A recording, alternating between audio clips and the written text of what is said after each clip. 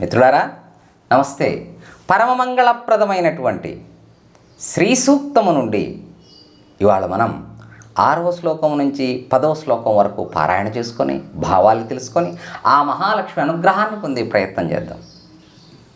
ఆదిత్యవర్ణే తపసోధిజాతః వనస్పతిస్తవ వృక్షోధిబిల్వః తస్య ఫలాని తపసానుదంతు మాయాంతరాయాచ్చ బాహ్య అలక్ష్మీః ఉపైతు మాం దేవసఖః కీర్తిచ్చ మణినా సహ ప్రాదుర్భూతోస్మి రాష్ట్రేస్మిన్ కీర్తిం వృద్ధిం దదాతు మే క్షుత్పిపాసామలాం జ్యేష్ఠాం అలక్ష్మీం నాశయామ్యహం అభూతిమసమృద్ధించ సర్వాన్నిర్నుద మే గృహాత్ గంధద్వారాం దురాధర్షాం నిత్యపుష్టాం కరీషిణీం ఈశ్వరీం సర్వభూతానాం తాభిహోపహ్వయే శ్రియం మనసః కామమాకూతిం వాచః సత్యమసీమహి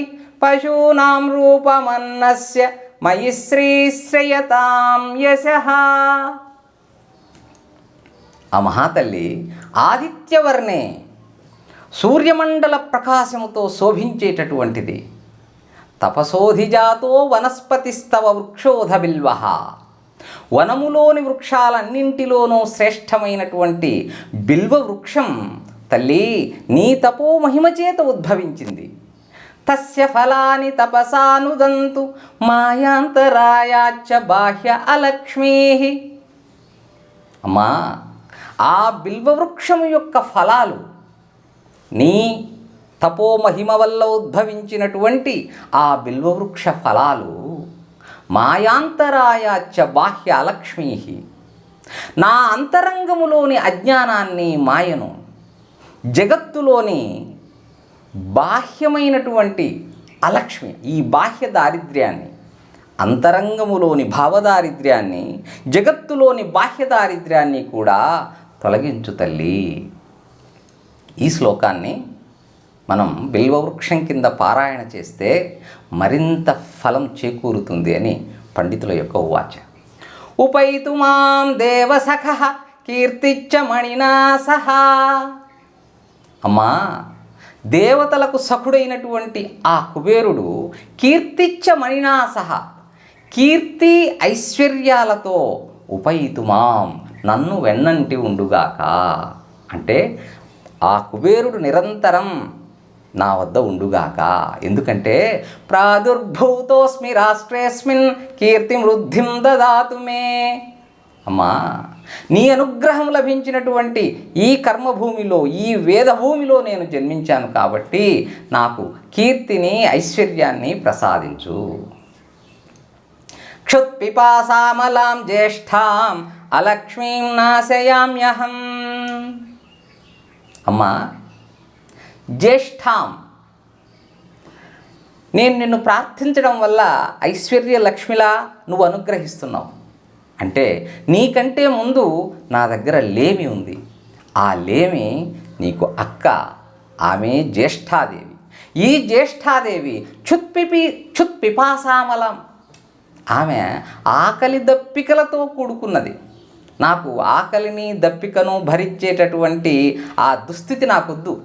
అలక్ష్మీం నాశయామ్యహం. కాబట్టి అలాంటి అలక్ష్మిని నేను నిర్మూలించదలుచుకున్నాను తల్లి నీ అనుగ్రహంతో. అభూతిమసమృద్ధిం చ. ఆ అలక్ష్మి అభూతి, భూతి అంటే భాగ్యం, అభూతి అంటే నిర్భాగ్యం, భాగ్యం లేకపోవటం. అసమృద్ధించ, సమృద్ధి అంటే కావలసినంత ఉండటం, అసమృద్ధించ తగినంత లేకుండా ఉండడం. సర్వాన్నిర్నుద మే గృహాత్. ఇలాంటివి నా గృహము నుంచి సర్వాన్నిర్నుద మొత్తం తొలగించు తల్లి. నా వద్ద అభాగ్యాన్ని కానీ, అసమృద్ధిని కానీ, ఈ లేమితనాన్ని పూర్తిగా నిర్మూలించు తల్లి. గంధద్వారాం దురాధర్షాం నిత్యపుష్టాం కరీషిణీం. గంధద్వారా, సుగంధానికి ఆలవాలమైనటువంటి తల్లివి నీవు. దురాధర్షాం, అజేయమైనటువంటి ఓడించేవారు లేనటువంటి తల్లివి నీవు. నిత్యపుష్టాం, జయింప శక్యము కాని తల్లివే కాదు, సర్వదా పుష్కలమైనటువంటి సంపదలను అనుగ్రహించే తల్లివి నీవు. కరీషిణీ, కరీషం అంటే ఆవు పేడ అని. అమ్మా, ఆవు పేడ రూపంలో ఉన్నటువంటి తల్లివి నీవు. మహాభారతంలో భూమాత గురించి ఒక చిన్న అంశం. భూమాత సకల దేవతలకు నిలయమైనటువంటి గోవు వద్దకెళ్ళి, అమ్మా గోమాత, నేను కూడా నీలో ఉంటాను అని కోరిందట. అప్పుడు గోమాత, తల్లి, సకల దేవతలు నాలో నిక్షిప్తమై ఉన్నారు, ఇక స్థలం ఎక్కడిది అందట. అప్పుడు ఈ భూమాత, అయితే నీ గోమయంలో, ఆవు పేడలో నేనుంటాను, అందుకు అంగీకరించు అని కోరిందట. అందుకే మన సనాతన సంస్కృతి గోమయం, ఆవు పేడ ఎంతో పవిత్రమైనది. అలాంటి ఆవులు నేలపై నిరంతరం తిరుగాడాలని ఆ భూమాత కోరుకుంటుంది. కాబట్టి మనం గోవులను పూజించడం మన సనాతన సంస్కృతి. ఈశ్వరీం సర్వభూతానాం తామిహోపహ్వయే శ్రియం, సకల భూతాలకు నాయకురాలైనటువంటి, సకల భూతాలకు నియామకురాలైనటువంటి ఆ శ్రీలక్ష్మిని నేనిక్కడ ఆహ్వానిస్తున్నాను.